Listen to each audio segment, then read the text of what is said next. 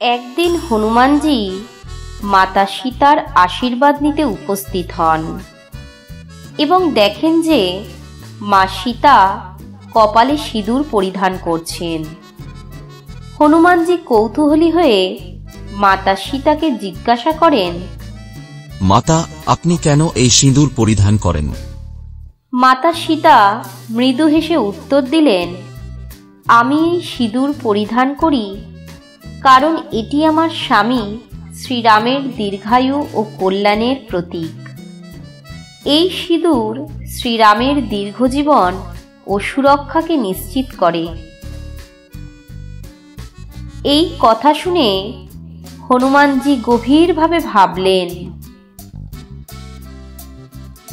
শুধুমাত্র কপালে একটু সিঁদুর পড়লে যদি প্রভু রামের মঙ্গল হয়, তবে আমি যদি আমার সম্পূর্ণ শরীরে সিঁদুর মেখে নিই, তাহলে শ্রীরাম নিশ্চিতভাবেই আরও দীর্ঘায়ু হবেন।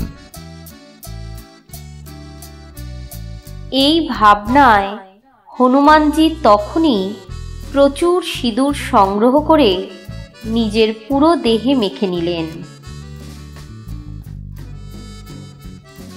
তারপর তিনি রামচন্দ্রের দরবারে প্রবেশ করলেন। তার এমন রূপ দেখে সবাই অবাক হয়ে গেলেন এবং শ্রীরামচন্দ্র নিজেও হেসে ফেললেন।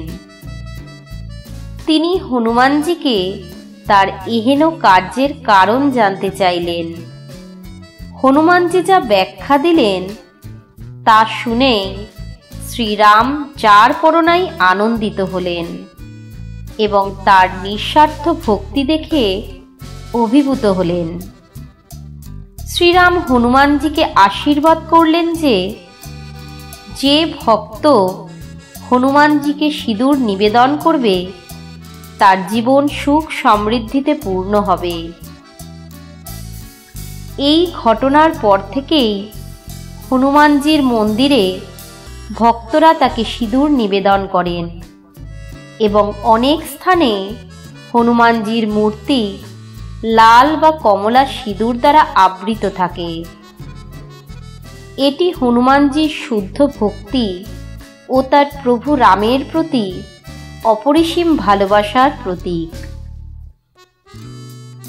আমাদের এই প্রয়াসটি ভালো লাগলে ভিডিওটি লাইক, শেয়ার এবং পুরাণ দর্পণ চ্যানেলটি সাবস্ক্রাইব করবেন। জয় শ্রীরাম।